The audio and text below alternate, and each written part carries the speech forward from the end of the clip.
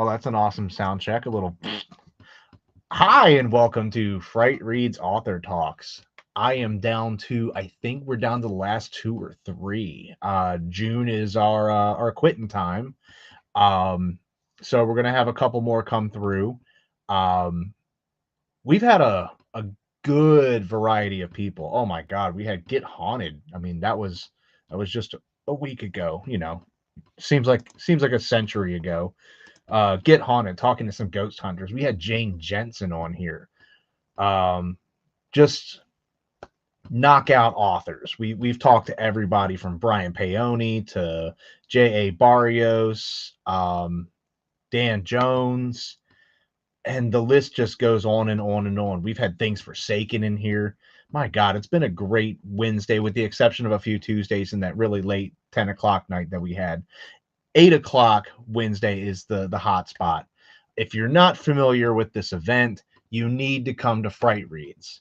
I can't stress that enough. These videos should be more than testament to the amazing authors and talent that are going to be featured under that roof. It's an indoor festival. It's at the Howard County Fairgrounds. It's in September, right there when Spirit Halloween starts to stock their shelves, right around the corner from Halloween. You can't ask for a better time. We have tons of parking, tons of great things to do. You have to come out. So we've had this author a few years now. You've seen her at Halfway to Halloween's, plural, because she was at both, and several of the Fright Reads poppers. She's got kids books, cookbooks, spooky books about a haunted island. The list goes on. I'm really excited to bring on and introduce Marissa D'Angelo as she adjusts herself. Hey, As I Marissa, now we're live. Hi guys, I'm Marissa D'Angelo. I think I can leave now because Harry introduced me, and that was all. No, I'm just kidding. But yeah, I don't know how to stay in my lane, as another author I know commonly says. So I started out. Brian? Is it Yeah. Brian? It's Yeah, Brian. yeah, you guessed it. How did you guess that? My God, that guy can't get out of here. That's the thing. He just keeps showing up. Yep. That'd be great if he just like popped into here and it'd be like, "Hey guys, what's up?" I know. Yeah.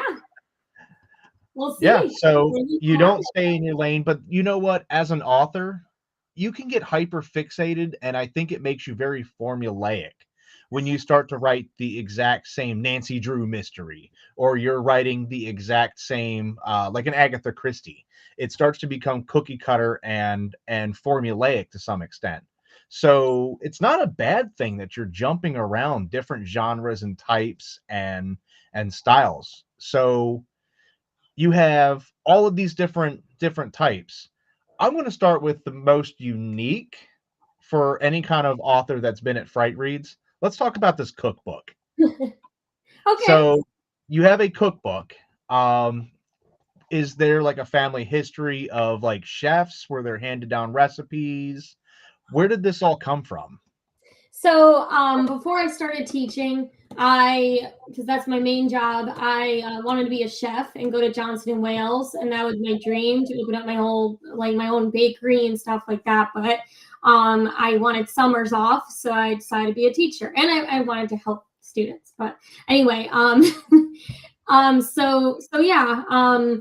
I really liked cooking. I grew up doing it, and like a lot of my friends, I noticed would frequently like order out and stuff, whereas like I would always like cook stuff at home. So like, I was teaching my friends all of these recipes and stuff, and then everybody would ask me, to send them a recipe, and then I'd be like, you know what, I'm just gonna make a cookbook. Before this released cookbook that's published, I made a classroom cookbook every single year with my students. We compile recipes together from different cultures. I have very diverse students over the past 8 years that I've taught in this county. So I've made a cookbook with them, and then I decided to compile recipes that I've frequently used since I was little, with my nonni on my Italian side of the family, and then my Hungarian side of the family as well. Okay, so I mean, obviously the last name's kind of a dead giveaway, but so you have Hungarian side recipes too. What kind of recipes are we getting into on the Hungarian side? So I don't have it included, Hungarian goulash and chicken paprikash, but I'm hoping to include it for the next time around. But we do have a Polish recipe, which is the kiełbasy and potatoes. And so that, I mean, my Hungarian side, because of the border differences over the years, like some of it is Czechoslovakian, and it's really kind of meshed with everything. So I do have I think the closest thing would be the potatoes with the kiełbasy, and then I have the chicken roast that my grandma on my Hungarian side taught me how to make. Nice. Yeah, because I know, and it comes up in discussion all the time. We're going to bring Brian back into the fold by discussion. We're gonna say his name so many times it'd be like Candyman and he'll appear. Yeah. You guys had a joke idea of a cookbook, which would be, is what Brian cooked edible? Yeah, and nailed it. Physically eat it. It would be like nailed it and failed it. So Except like he failed it all the time. Yeah, so he'll send me a picture of like food that he's trying to make, like the recipe picture. And then he'll send me a picture of what it actually looks like at the end, kind of like that Netflix show Nailed It. And I mean, I'm overly honest, so I'll just say that doesn't look edible. Like, what is that?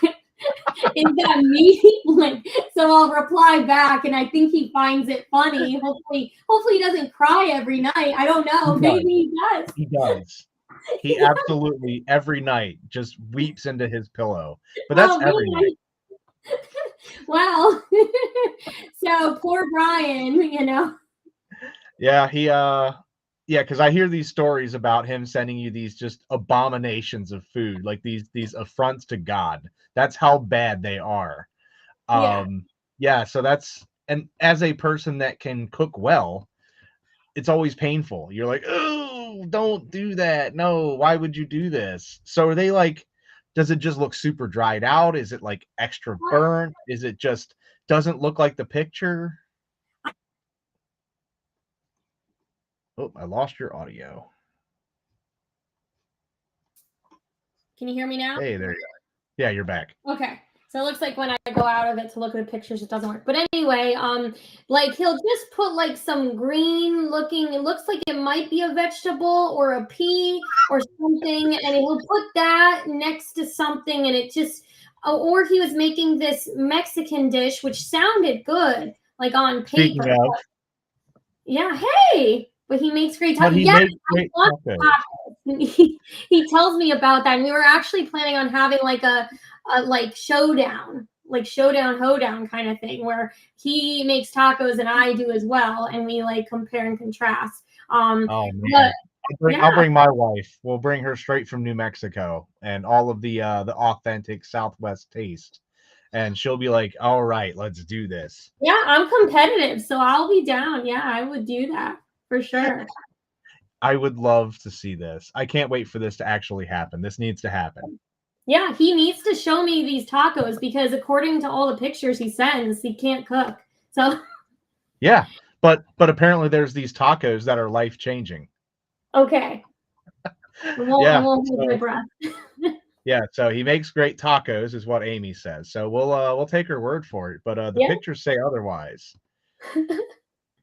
Yeah, so the cookbook, obviously, that was a passion that you decided to fulfill from, not to say a past life, but what could have been. You wanted to go off and be a chef, wanted to do that, but you still circled back around years later and did that. Yeah. And then you're a teacher, so obviously the next given, especially if you teach a younger audience, is a kid's book. You want to write something that they could read. So where does that bring you for your kids' book? Where does that come into play? So I mirrored all of my adult books to kids' books. That's the plan anyway. So basically not all the adult books, but the Charles Island books, The Hauntings of Charles Island, which, just long story short, if you don't know, there's a haunted island off the coast of Connecticut named Charles Island that Captain Kidd so-called buried his treasure at. So anyway, in the past, in the history of the island, I found a lot of different legends. So the first book that I had written was Cursed Spirit, which was based in the 1600s with the Native Americans. So I mirrored that one to a kid's book, and it's The Spirit of Rue. And that one is, where a blackbird, a red-winged blackbird, meets the Native Americans, and they teach him a powerful lesson of giving back and helping your family. And then the sequel to that, which is coming out next Thursday, is. But how does that? But how does that? So book one mirrors book one. So in what way is that pretty much what happens in the grown-up version? No. Except much worse? Like how parallel are some of the themes? So the parallel is the Native Americans, and like some of the cultural aspects, such as the corn, beans, and squash, which are known as the three sisters to the natives, and like some other cultural things. The difference is my adult book is very gory, and it does have a lesson of family being important and sacrifice, but no one dies in the kids' book, The Spirit of Rue, even though my students probably wanted that to happen at this rate, because they can be crazy. But yeah, so, and then it's very soft and sweet. So it's got some parallels, but they are so far apart. It's unrecognizable as a pairing of the two. Mm-hmm. But if you knew the deep down, like that very small fiber that threads them together, it's there. So you did the same thing with book 2, and the sequel to Rue is that one will be the Island is already out, but your Rue book is the one that's forthcoming. Yes. Yeah, Rue's Pirate Adventure, and that one is the parallel to The Cursed Vessel. So the adult book, The Cursed Vessel, is based on Captain Kidd the pirate who so-called buries treasure on the island. So that one has it has some sex scenes and it has some gore and stuff like that, paranormal. Yeah, no. The kids' book does not have any of that. The kids' book has, the pirate and things like that, and it also has the lesson of perseverance. And Rue's best friend Patch goes missing, and so Patch, they have to find him, and Captain Kidd helps him essentially. So, and they're looking for the buried treasure. Helpful Captain Kidd. Yes. Yeah, but that's interesting to parallel a book with a book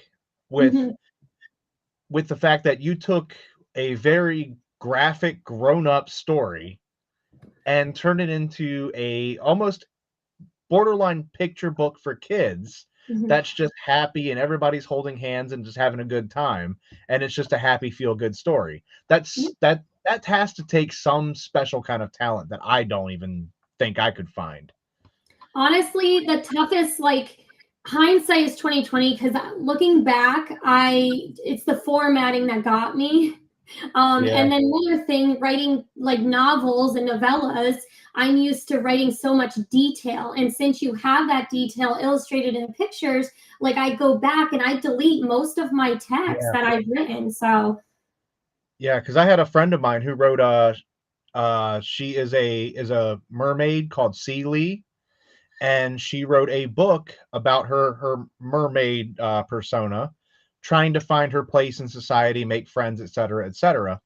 And that was the first thing I said. I was like, girl, you're writing a novel, and this is a kid's book.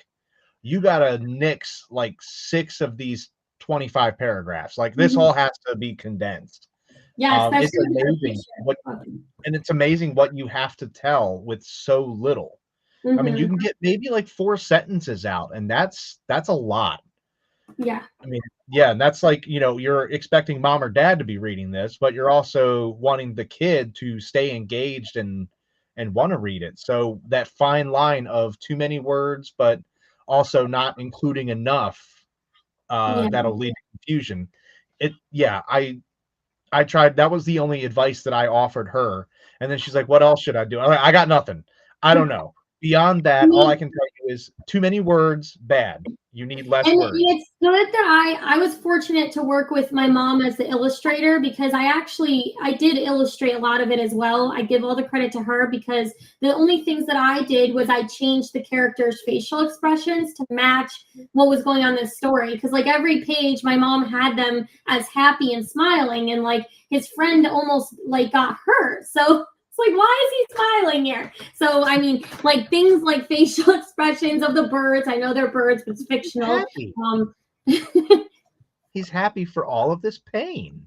I know, right? Like it's turning into a horror. But yeah, so I mean, I was fortunate to work with her. I created a timeline in Google Docs for her and myself, and I was like, okay, we're gonna bang out these 3 pages this week, the next 3, and so on and so forth. And what I did at first is I made Google Slides with each page of writing. So like the beginning of the story would be on one slide, and then when my mom would do the picture, she would look at that one slide, and so she could know what picture to draw. Okay, yeah, because I think that's actually how Lee had sent over her book.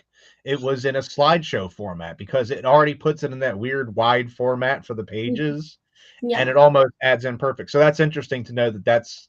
I don't know if that's the correct way or the proper way to do it. That But was it seems like only the easiest. that was only the making, because when I actually did the formatting to put it into a PDF slide to submit it to the publisher, I had to go through Canva actually. Oh wow. And it was a long process because I have left to right side, so I have to put it in on that wide screen kind of layout, and Yeah. then from there download it as a PNG file, and then duplicate the left and the right side so they don't get cut off, essentially. Yeah. Wow. Yeah, Yeah. that's good times. Yay, Yeah. making kids books. YouTube. That's how I taught myself. So Yeah, YouTube will teach you how to do a lot of stuff. To even format like a regular novel, or if I need to edit something graphically, I'm just like, what? Number one, you have to then try to figure out what you're trying to ask for, because that's even harder. Because you're like, how do I make bigger with the mhm, corners? And you're trying to articulate what it is, and you just mhm. hope that Google can sort that out for you. And they're like, Yeah, oh, are you trying to trim and crop an image? Yes, those are the words we're looking for. yeah. Um, yeah, it's wild. But yay, shout out to YouTube for all of Yeah, your. YouTube, I saved like $600 because I was able to teach myself to be a plumber and fix my garbage disposal. So yes, shout out to YouTube. That's just a side note. It's amazing. Like there's some things that'll just be over your head, but you watch it and you're like, I can do that. And Mhm. especially if it's a good enough video where I'm not getting interrupted by another Liberty Mutual ad. I don't need to hear about Liberty Bibbity for the 100th time.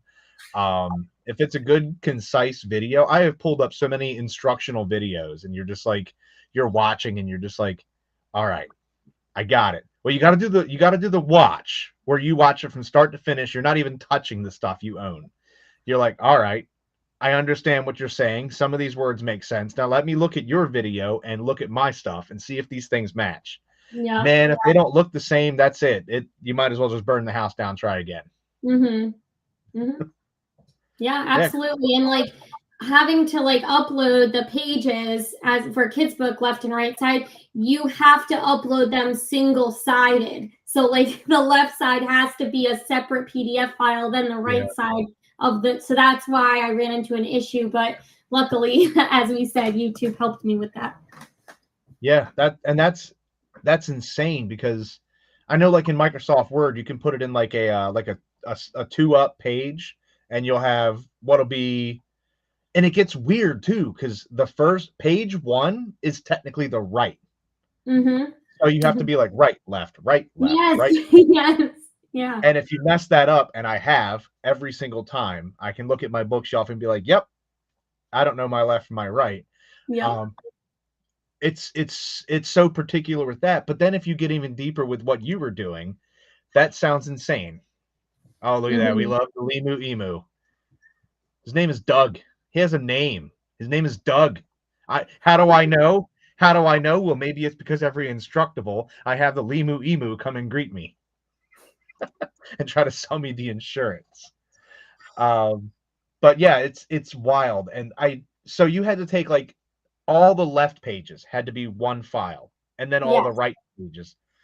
Oh yeah, I would have messed That's that up. why originally I uploaded it to Canva, left, right, both sides. And then after I downloaded it, then I went into another Canva file with like just 8.5 by 11 basically. And then I dragged the picture onto there, moved it to the left, duplicated, dragged the picture, moved it to the right. So it was a lot.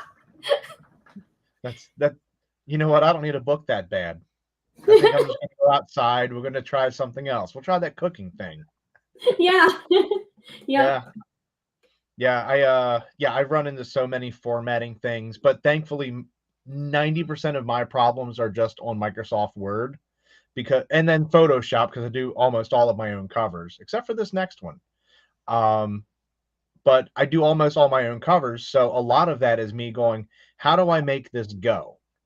But I don't run into it too often because I know enough to get by. But man, you move one thing in Microsoft Word, your whole document, like add an image, just add a picture. It's like just put this image just above this paragraph.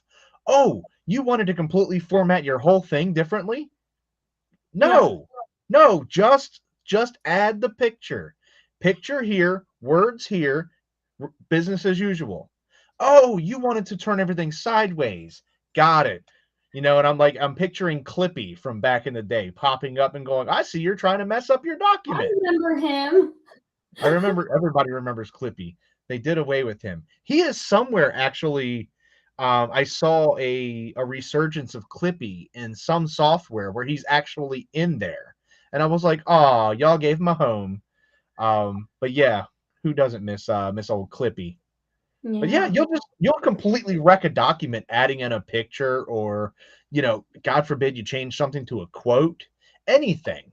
You format one little thing and it's like, oh yeah, you wanted to mess up this whole thing? Great. Well, my thing is like when I'm doing a chapter book with the formatting, it's when I have the indent of the first paragraph, and then it throws off the rest of the book. And Oh I just like, or having a header. Yes, that's what messes with me. The headers. the I headers and can't, footers. yes.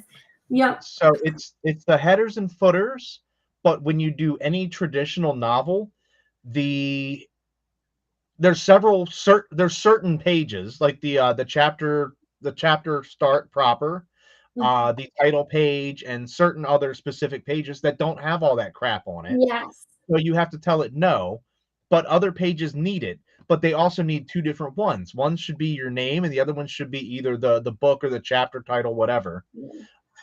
But then you add it in, and you're like, "Why are you on the title page?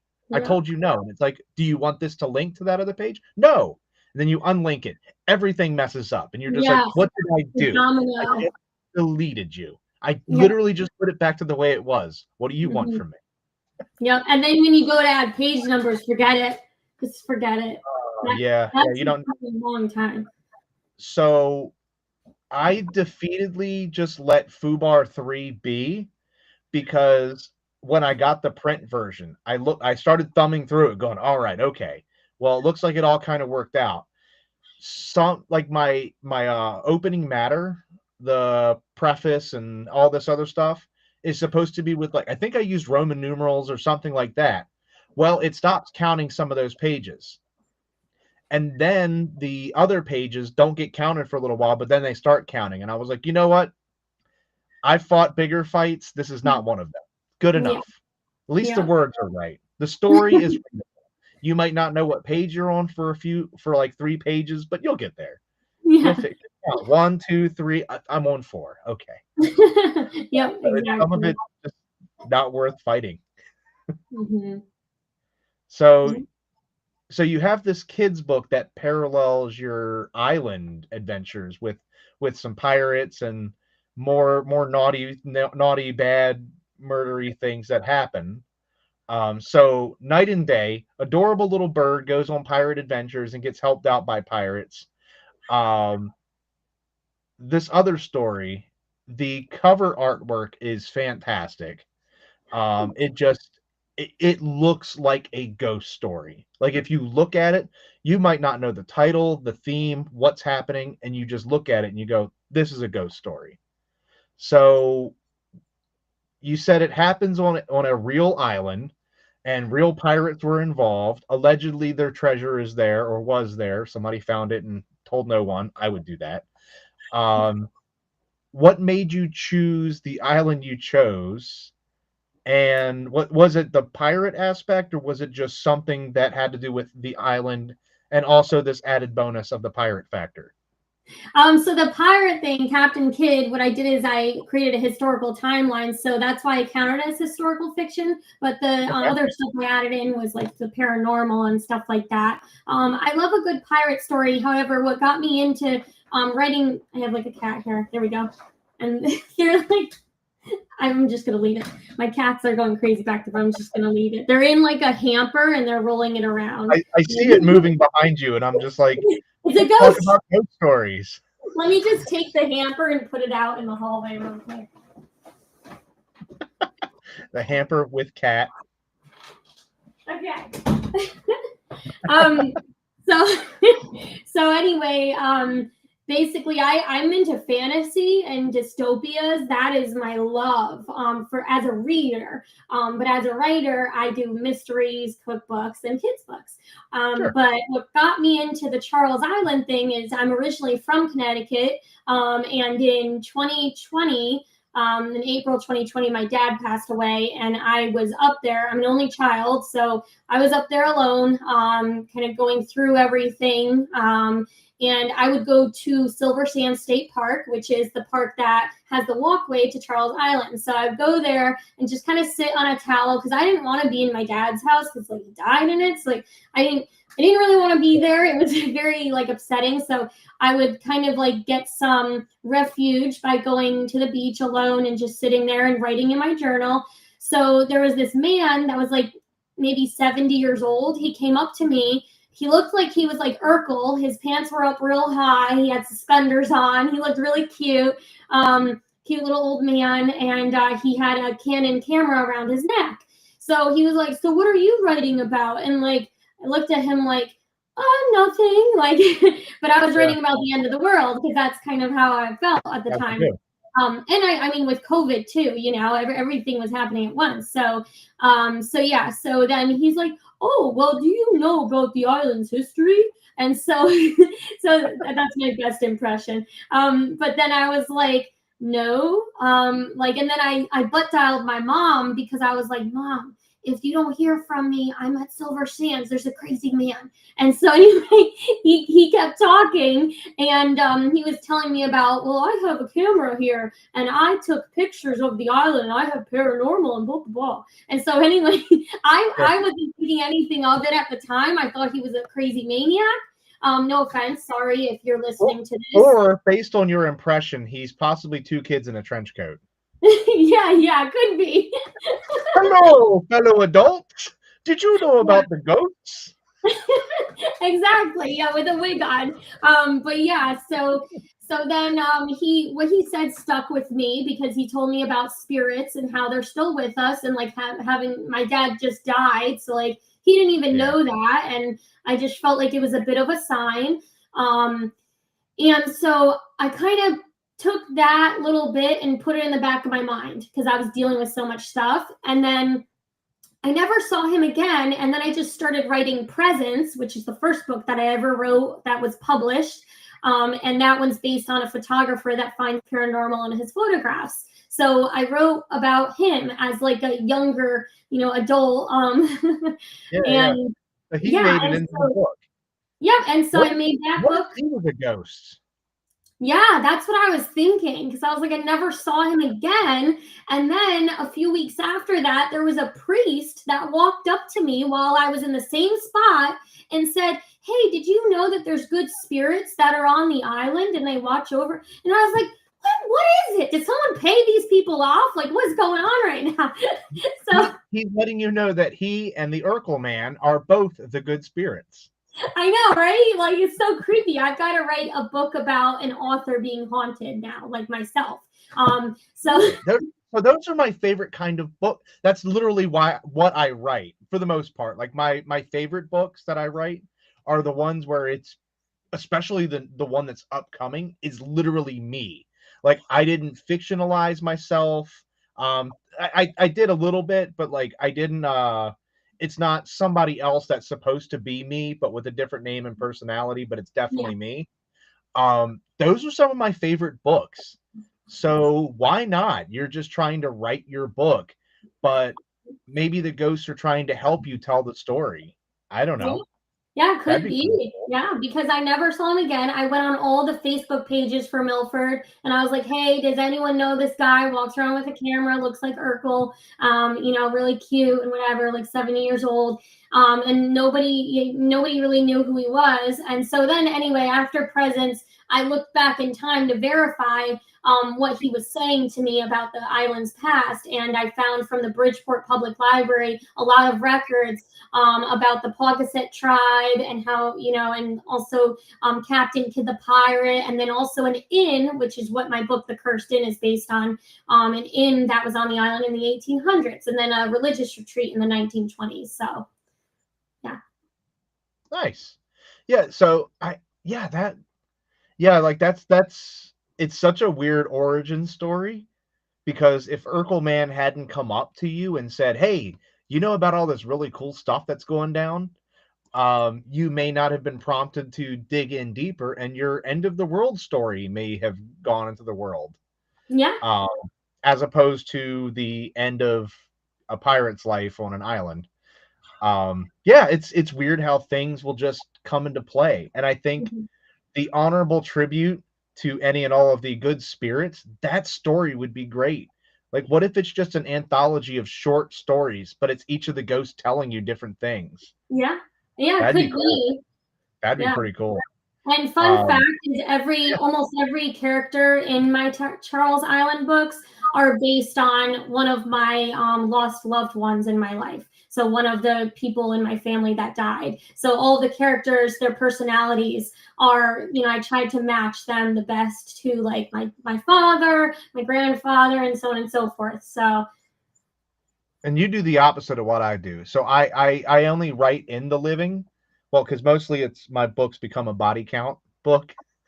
So I don't want to kill off people that have died, especially if they died tragically or too yeah. young, etc.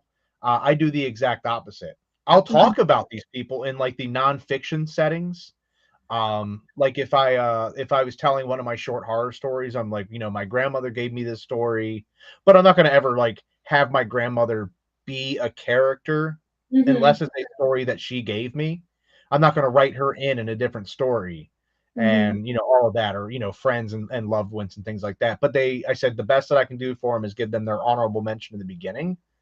But that's interesting to just like take like your dad's persona and turn him into the interesting lighthouse keeper or something. Yeah. You throw him in the story somewhere.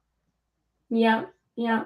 I mean, there is one little caveat though, because in the Cursed Spirit with the Native Americans in the early 1600s, I had the grandmother who I modeled after my grandma Nini. I called her Nini instead of Jeannie because I couldn't pronounce it when I was little. I could pronounce it now, I swear to God.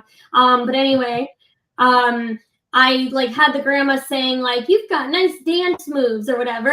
And like some people have reviewed my book and said like, a grandma who was in the 1600s would have never said that, like that was Native American, and like they're totally right. But I mean, it's my book, it's fictional, so what the heck. So It's your book. They can have a dance off if they wanted to. I know It's your exactly book. what he did. Yeah. They wanted to settle their dispute with the colonizer invaders with a Yeah. dance off, and damn it, that's what they're going to do. Yeah, exactly. The chief gets off of his horse and he just goes, "Dance off, bro." Yep. Yep, that's what happened. How did you know? No, I'm just kidding. And you can't make everybody happy. They're always looking for the inconsistency. Um, the problem is like, okay, you start looking at inconsistencies and tangibility in a ghost story. That's what you want to latch onto, or the little weird, quirky things. You're just having fun. You're writing in some fun stuff just for you. You can't please everybody. That's the one thing you learn as an author. You can't make everybody happy. If you start trying to cater to every bad review, you're going to write a really bad book. Yeah. Yeah, that's what I learned. I don't remember who told me that a couple years ago. They said, if you try to look at Amazon and somebody says your stories are too short, your stories are too long, stories are too wordy, stories don't include this, or they include too much of this, and then you try to like weave in and out of what their requests are, you're going to write a really bad book. Yeah. Just sit down and write, and you know what? If they have a dance off the day before Thanksgiving, then so be it. This happened. You weren't there either. I don't know. How is this lady going to discredit this? She wasn't there. Yeah, that's true. She wasn't there to watch the dance off. Or maybe she was, and she's another one of the ghosts that have visited me. Another one of the spirits. Her, Urkel, and the priest guy, all were there for the dance off. Maybe she hadn't died by that time, and she missed the dance off, but everybody else saw it. Yeah, that's true. It could have happened. Yeah, that's cool that it has a lot of you have a lot of personal connection with the island and the photographer who was creepily talking to you and then doesn't actually exist. It's really cool, and I love that your setup, when you set up somewhere, you have all of these beach themes. It's very oceany. Like you'll look at the sea of people that have like dark, bloody murder weapons and macabre, and then there's this beach that just shows up. Somebody's like, you're selling seashells, and everybody else is selling murder. Speaking of the seashells, I had seashells from the Dollar Tree, and I put them out as a display, like decorative items, and it draws children in like there's no tomorrow, and they forget the books, and they're like, can I have this seashell? Like, I'll buy it for $5. And I'm like, geez, I'll make a profit there. This whole bag is from the Dollar Tree. There you go. $1.25, and you can, I mean, that's what, probably like 30 shells? Yeah. Who needs to sell books? Just sell she shells. That's it. That's all you need to sell. I know, exactly. What are you bothering formatting a children's book for? You could just lay out a bag of dollar store shells. Yeah. Yep. Do you have any books? No, but I have these shells. Would you like them? They're $5. Yep. Yeah. So I know I met Brian through a Annapolis Comic Con, and I think you came with the package somehow or another.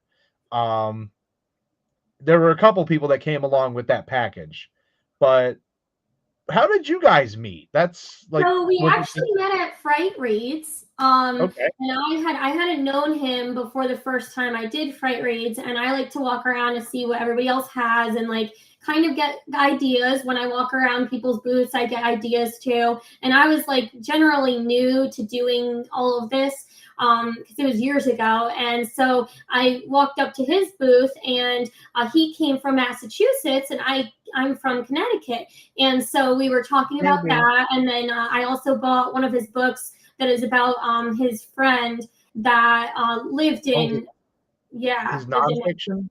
Yeah. Yep. Yeah. So I bought that one. His friend David, I think. We talked about it on the thing because we both lost a friend named David, which both of us, our first book was a nonfiction, which was inspired by a friend, David. We both had a David that said, mine said you should write these books and then passed away. And then Brian's book is about David. Wow. Different Davids. Davids. The multiverse. David's awesome, huh? Yeah, so it's wild. So that was the book that you got, and you just happened upon him at Frightreads. Yeah, because like we really connected. Was that year 2? Yeah, was that our second year? Because that was his first year, I think, was year 2. Yeah, then that was because that was not the Stay Puft year. No. Yeah, so you attended the following year. Yeah. So you were there on our second year. It was still one day, but we had moved it to Benfield Sports Center. And it was still the one-day festival. And that's where I conned Brian into coming to the event and setting up. Yeah, and then Tim never did it.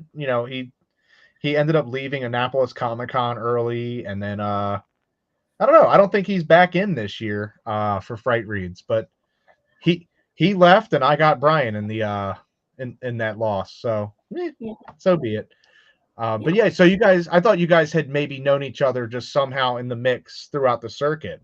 No. So we met there, and then we had like a deep discussion because his book was about his friend who was in the band that lost his life to an overdose, and I lost my father that way, and that was even more recent of a wound for me back then, and Yeah. so I mean I was really interested in that, and I mean it just like experiencing a loss of someone that like from an overdose and other, I mean any loss is bad, but things that Yeah. are unexpected like that, the shoulda woulda couldas run through your mind like crazy. Absolutely. So I mean it was nice to connect with him like that, and then we just kind of networked and did a lot of events after that. Yeah, because I was gonna say I was like, I don't remember you being at that event. I know Brian did, but then you guys were just like neck and neck doing every event, and then you ended up the following year being up in that mix and Yeah. meeting your. Did you see the announcement today? No.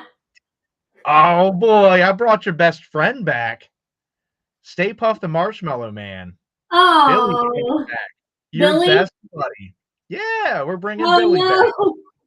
Oh no. no, your best friend. I'll Yeah, make so sure I he's was, there to should say I hi share the story about that real quick? if you'd like. Yeah, So I love little baby Stay Puft Marshmallow Man, and I love marshmallows, and I love candy and chocolate and all of that. And like I watch Ghostbusters and all that, and so I saw the big giant inflatable of the Stay Puft Marshmallow guy, and so I was like, "Oh my gosh, you gotta take a picture with it." So I didn't even know Billy was there, who was the guy who created the suit yeah. and all of that. So then I ran over there, and I was like, I could take a selfie, but there's this guy over here. I'll just ask him if he could take a picture of me with the marshmallow man. So then I was like, hey there, if you're not busy, could you take my pic with this inflatable? And he's like, well, actually, I'm charging for pictures. Like, I am the guy who is the Stay Puft Marshmallow. He's And like, I that's don't even me. remember. Yeah, I don't remember what I said. I think I said, oh, I'll be right back. And I ran as fast as I could. And then I hit, like, Brian was just looking like he saw me running. And then he like bulged his eyes out, like, what the heck? And then I ran and I hid under my booth. And I was like, please tell me if he's coming. Please. So, yeah. Oh, that's so good. Yeah. So the problem we had, so the fact that you didn't know it was him, that was his sign and banners and all the marketing that would be like, hi, this is Stay Puft. Look at him. Didn't arrive. Oh, So he asked me, he said, did you get the banners? Turns out they were never sent out. Um, I made a quick phone call and they were like, oops. And I was like, oh, oops. That's not an oops. That's a rush order to a FedEx or something and yeah. get one cranked out like yesterday. Um, yeah, so he didn't have his signage and he said, well, what do I do? And I said, I know where I'm putting you because if you've seen where I usually keep all the celebrities was tucked in that one corner. Mhm. And I was like, I'm going to move you. And I put him right next to the Ghostbusters and put him in front of Stay Puft. And I was like, this will be behind you. If nobody gets it, I can't help you after that. That's the best sign I can do for you. So it's good to know that somebody at the event didn't get it. Yep.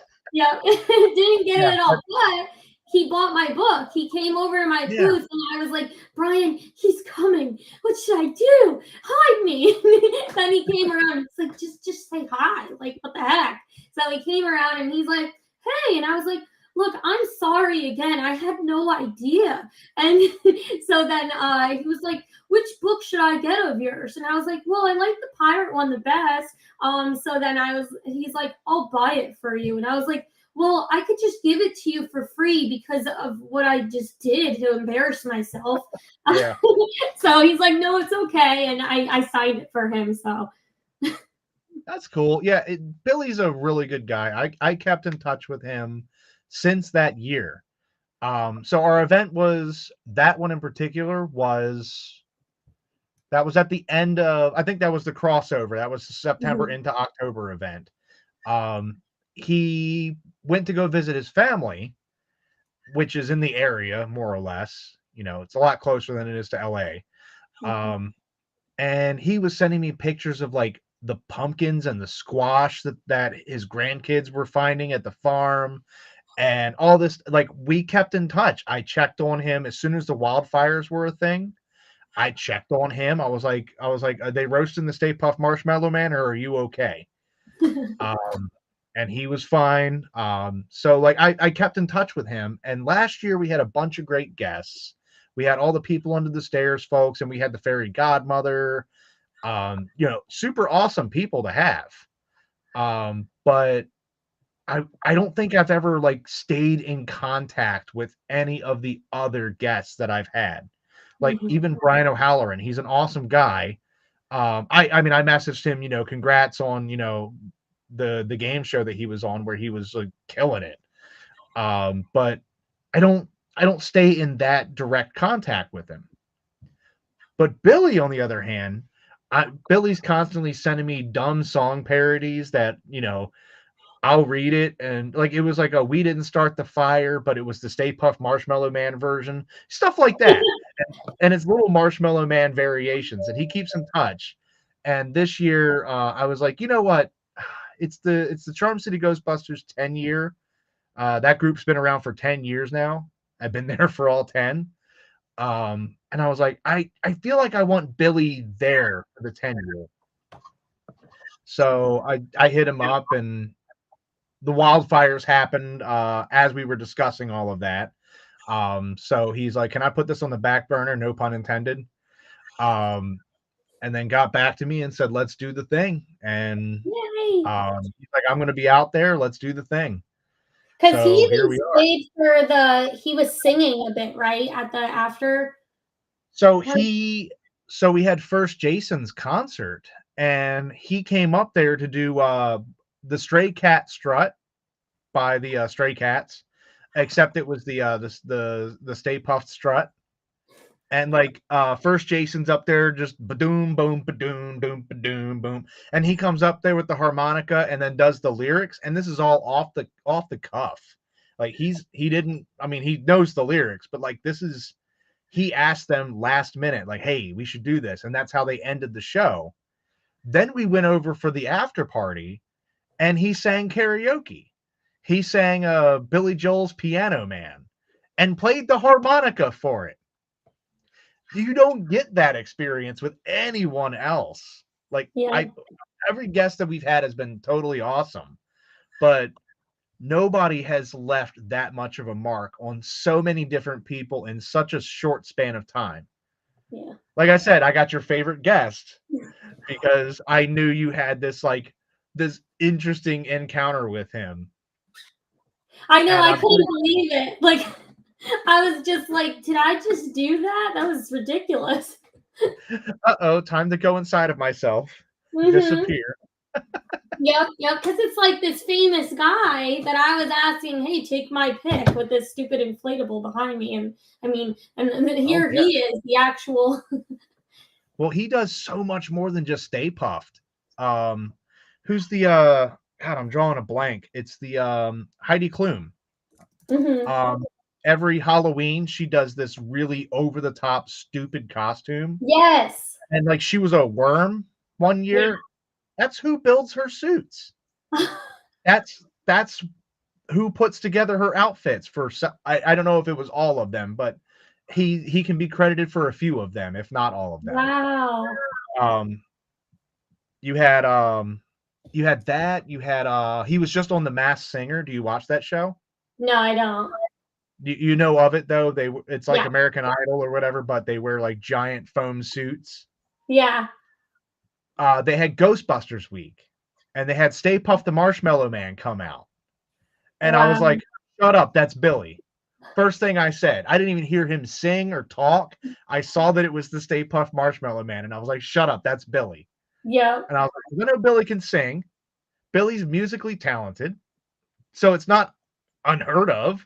And then, sure enough, they do the big reveal, and it's I'm pretty sure if they didn't say it was Ghostbusters week and introduce who he was, they'd have been like, "Yeah, he's the guy in the suit. You don't ever see his face."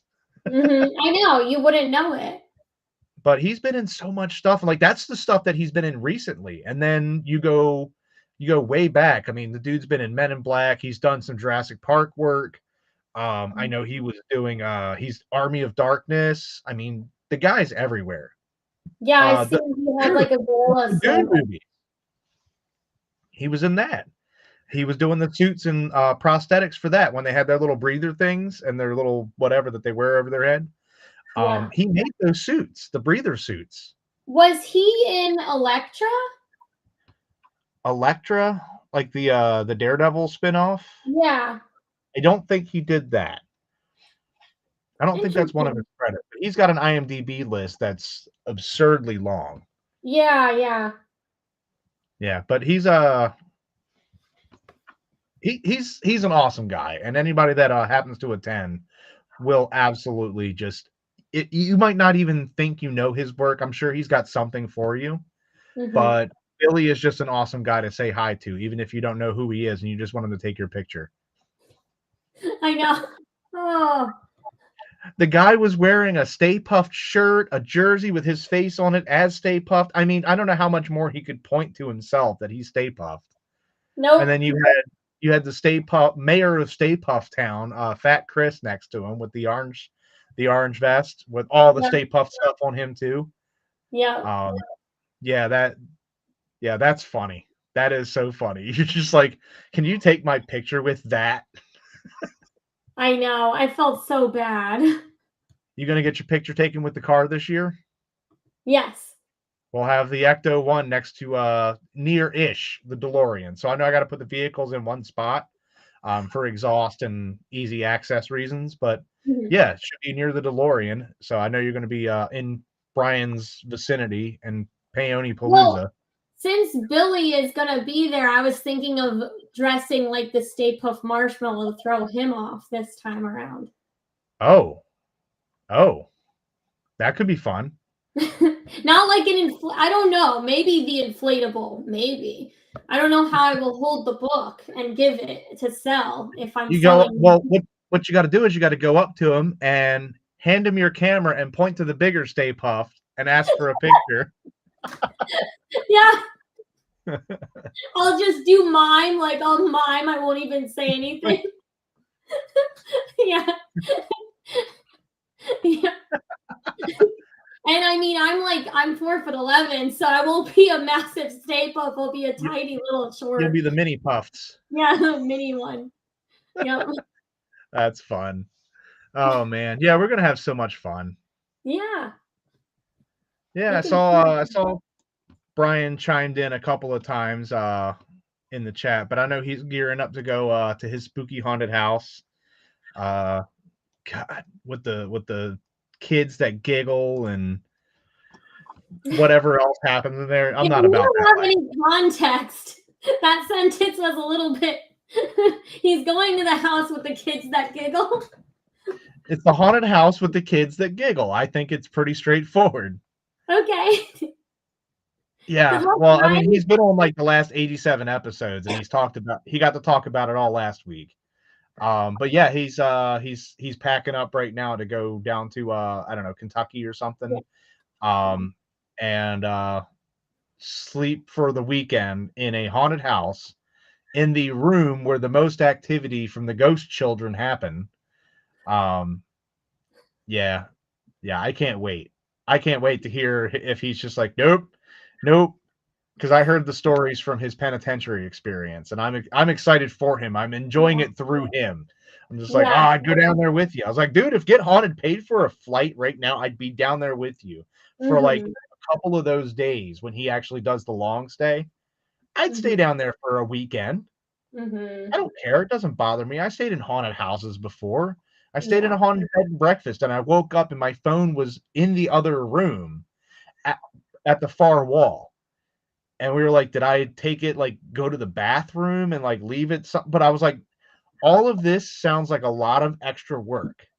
Even if I took my phone with me, I would have to unplug my phone, walk around the bed, walk across the hall, into the bathroom, but go the other way to the far wall and leave my phone, far from the toilet, far from the sink. Yeah. All of that just seems like a ghost kid grabbed my phone and moved it. So all I did was go, all right, whatever, dude. And that was my reaction. I was like, that's cool. You didn't anger the ghost. You gave in Yeah. to it. Yeah. They told us that there were paintings that would just watch you. People would see like the eyes almost glowing at night, and they would take the painting down, leave the room, go downstairs to like the main kitchen area of the B&B and leave the painting. They're like, nope, I don't like this painting. They would hide it under the bed. They would leave it in the main foyer. One person went as far as to take it to the basement. And I'm like, you know what? I don't care how haunted a painting is to me. The last place I'm going to go to is the basement. I know. That's true. All by myself at like 2:30 in the morning. Nope, Yeah. nope. I'm taking your painting and I'm putting it outside of my room at a Mm-hmm. minimum. Yeah, but he's going to be wow. Just I know he's doing the quick weekender, but then he's got like a several week stint where he's staying nonstop, just Mm-hmm. him day and night with the giggling children that write on the chalkboard, the potential Bigfoot, the salesman that got killed in the kitchen playing cards. Yeah, I'm here for all of the stories when he's done. I mean, I told him he was reminding me of 1408. I don't know if you've ever seen Ooh, that. yeah, So, yeah. like writing another book about him as an author, writing all these other books, and then he actually, I mean, it could be there could be a good twist on that. Well, the other books, he hasn't written it as an author experiencing it. He's writing a fictional third person story where this happens to all these other people. That needs to be one of his series is Mm-hmm. author Brian Paoni is on site to Yeah. document everything and it goes bad. Yeah, It goes wrong. exactly. Yep. That'd be cool. That's the type of stuff I love. And it's funny because I was telling Brian that in the beginning of my book, because I love writing in the first person as myself, I said I credit that experience to Dante Alighieri, who wrote Dante's Divine Comedy, Yes. because he could have wrote anybody. Yeah, it's himself, but it's not him, but it also is. Like he took some liberties, and it's him cruising through hell, seeing what's up. Yeah, It's and I him, mean, he not could another have person. he had some cojones because he could have just written it anonymously, but Yeah, instead he was actually banished from Florence to Ravenna, and he's buried in Ravenna, which was the first Venice, yeah, yeah. which isn't anymore. But yeah, I mean, like he could have written it anonymously, but he didn't, and that was Well, yeah, he got banished. He got banished because of politics and other yeah, background stuff. So he yeah, was already banished. Had he have not been banished and all of these pieces in play, I don't think he would have been pissed off enough to write a book where he put like his more or less, not to say his worst enemies, but man, he was just like dropping names. yeah, And he's like, anyway, you're in the fifth circle because you're a dick. Um, yeah, yeah. so like I'm a huge fan of all that. I have like 65 variations of that story in my house, and I was like, it never clicked to me until I was writing this one. I was like, holy crap, I'm literally in that same bracket. I love writing myself in here and putting figures that I know into the position. Like Yeah. I'm fictionalizing them. Like you guys, it's fictional versions of everyone, but it's we know it's us. Mm-hmm. We do in this situation. Yeah. Kind of like how Dante was like, well, if this evil priest person, where would he fall in? Or where Mhm. would, people that helped, destroy Troy, that kind of stuff. Where would Yeah. these people fall in? It's just such a fascinating thing. And I'm like, that's cool. So now it's the modern version of what would me and my friends do? So that was one of the quotes that I used in my book was Dante, about the people that were just torn up with violence. Like I think it was the Sixth Circle or something, one of the later circles where it's the circle of violence Mhm. and violence to others, because that's what happens in the book. Yeah. Um, I thought that would be like super cool as a tie-in to like, yeah, this is my jam and this is what I write like, and I want to give a nod to the OG. Mhm. Yeah. Yeah, yeah. So we excited for Fright Reads this year. It's going to be a lot of fun. Yes. Woohoo! Oh my god. Did you see so you didn't see any announcements then? I got mermaids this year. Ooh. Well, maybe some spooky, creepy sirens. Maybe not all mermaids. Not everybody's going to be like Ariel. They might be the kind that lured pirates to their grave. Oh I man. We'll have a couple. We'll have a variation of the two. So I know that's a new thing that we're doing this year. That's from the Sugar Sirens. This is all off of memory. I wish I had this up on the screen as a prompt. Um, the Sugar Sirens. We'll have them in a tank doing their thing. Mhm. Um, that'll be really awesome. Like I'm excited to use the fairgrounds this year and see all the weird stuff we can get to have happen in that building. And it's going to be It's gonna so be much fun. really cool to see how it expands from Benfield to Fairgrounds with much more parking and you just like, you know, more Much space. more parking. That's it. Much more parking. That's it. Well, I don't even need more space. I just needed more parking. Yeah. The building was fine. We had enough vendors. The Yeah. event was manageable. Now it's insane because I can get like 3.5 to 4 times the amount of vendors. Wow. Yeah, we're getting there. Yeah. I got a couple people with some big spaces. Like I know Things Forsaken's got a lot of space. I'm announcing a fourth vehicle, a screen used vehicle. So it's like a, I don't know what era it is, but it looks like one of those World War II era motorcycles with the sidecar that was used in Oh, Things okay. Forsaken's movie. Yeah, it's gonna be a lot of fun. That is People are gonna have cool. a blast. So a lot of stuff still coming up. Tons of cool authors. My favorite thing is to see, it's great that I have a bunch of Maryland authors, people that are 10, 15, 20 minutes away. I love seeing when there's an author coming on board that's from Texas or Mm. California, Iowa, whatever, somewhere that isn't here. And that's always cool to me. I'm like, yeah, we're gonna get some Texas people in here. All right, new faces. Mhm. So it's going to be huge. I can't wait. Yeah. This has been fun. I'm surprised Brian didn't tap in and Oh, add yeah. his 2 cents, but Oh, you know maybe he's crying because of what I said about his food. that's what it is. He's crying now, and now Yeah. he's going to be just on the plane crying. The ghost kids aren't even going to mess with him because he's just going to be crying all weekend. They're Yeah. just going to feel bad for him. Yeah. True. He's going to go to the kitchen to try to make food, and the ghost of the salesman isn't even going to bother him because he's just going to feel bad. Yep. Well, this has been a lot of fun. Thanks everybody that tuned in. I've got your link here, so if anybody wants to go to your website and snag copies of the current books or even pre-order the upcoming children's book, the Ruse pirate ship something. Rue's Pirate Adventure. Yeah. I was close. I was like, I know it's Rue with it ties in with the pirate one this time. Yeah. Rue's Pirate Adventure. So if you're looking for a kid's book, or if you want the adult edgy counterpart, that's available on there as well. In addition to your cookbook, and all of this stuff will be available at Fright Reads, along with tons and tons of authors, crafters, and creatives. We're going to have so many great people. I am looking forward to bringing in author Heather Graham, my buddy Adam Caesar. Did you get to watch Clown in a Cornfield? No. We'll fix that. Fix that. It's a good classic 80s slasher for today. It's cheesy, it's campy, it's fun, it's gross, it's everything. Um, but Adam's coming back, which I'm super excited about.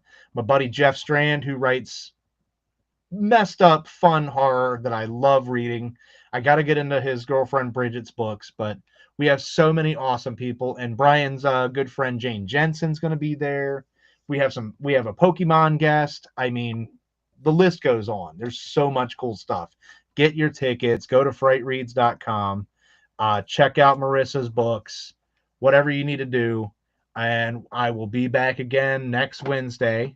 Thank you, Marissa, for stopping through Thank and you. having a wonderful hour. Thanks, everybody. I'll see you next.